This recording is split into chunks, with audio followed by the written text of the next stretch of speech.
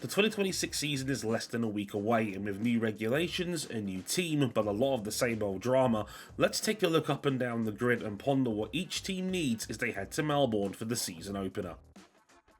For Cadillac, just getting all important race data and mileage should be the goal, critical for a brand new team out of the box.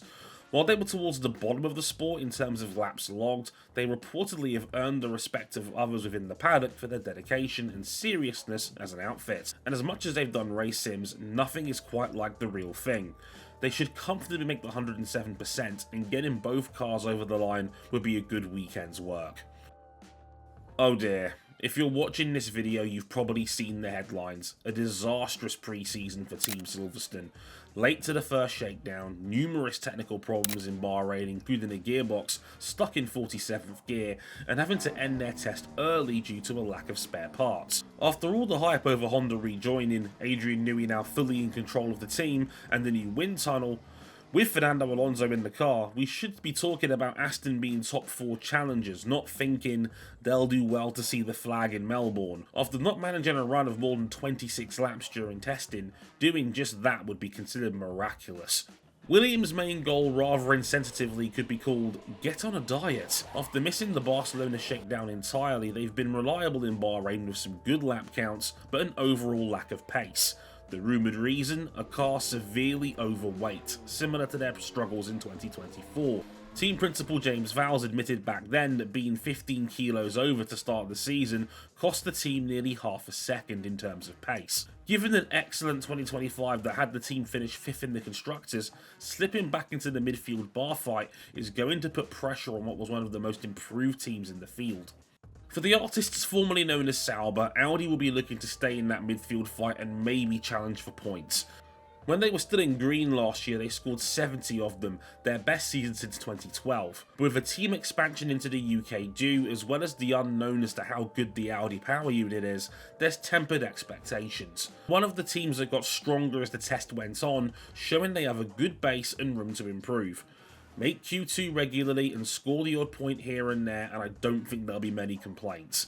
They certainly have a strong enough driver pairing in Nico Hülkenberg and Gabriel Bortoleto for it. Despite losing Yuki Tsunoda and Lauren Mekis last season, Racing Bulls had their best points haul in 4 years, but now needs to re-establish itself as a team, especially with 2 young drivers in different places. Liam Lawson's entering his 3rd season, but has struggled to overcome strong driver pairings like Daniel Ricciardo and the newly promoted Isaac Hadjar, while Red Bull are seemingly very high on 18-year-old Arvid Lindblad, the youngest British driver to ever race in F1.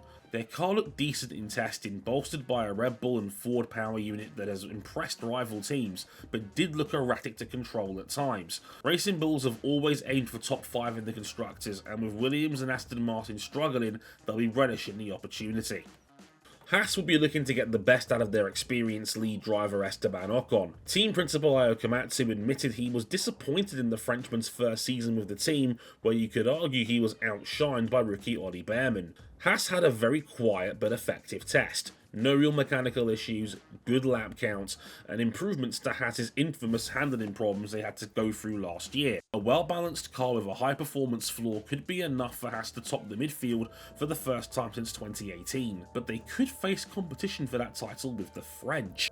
It's been a busy off-season for Alpine, relieving their factory status to take Mercedes power units and gearboxes, while slimming down their other motorsport efforts like quitting the World Endurance Championship to focus solely on F1. The good news is the transition seems to be going well. Alpine had comparable mileage to the other cars in the midfield, and already seemed to be ahead of Williams on the same power units, with a stable package and only minor complaints about understeer from drivers Pierre Gasly and Franco Colapinto. Competing for Q3 spots and points would be a huge step forward for Team Enstone. Testing gave the impression that there's a clear Big Four and everyone in it thinks everyone else is quicker. Red Bull seemingly gave their rivals a scare early on with its energy deployment and top speed on the straights, but they themselves are playing down their outright pace. Their biggest area of weakness has been their second driver, and getting Isaac Hadjar up to speed will be critical if they want any chance of a Constructors' title push. New cars do tend to bring everybody back together, and having Max Verstappen across the garage is almost unfair, but Hadjar was impressive enough in 2025 to earn his shot. Get in within 3/10 in a competitive car and Max may be able to do the rest.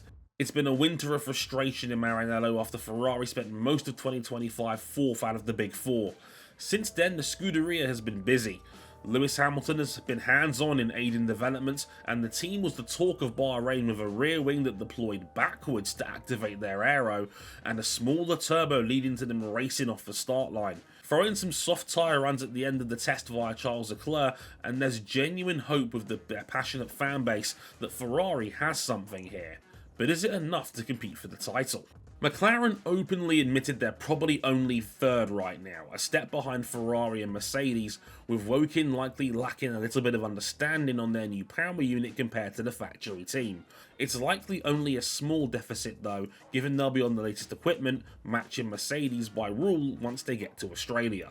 Beyond that, the McLaren still looks like a very fast car with excellent aerodynamics, with only a lack of top speed a real issue. Also leading the field in terms of laps logged across testing. The other problem may be how their papaya rules plays out across 2026.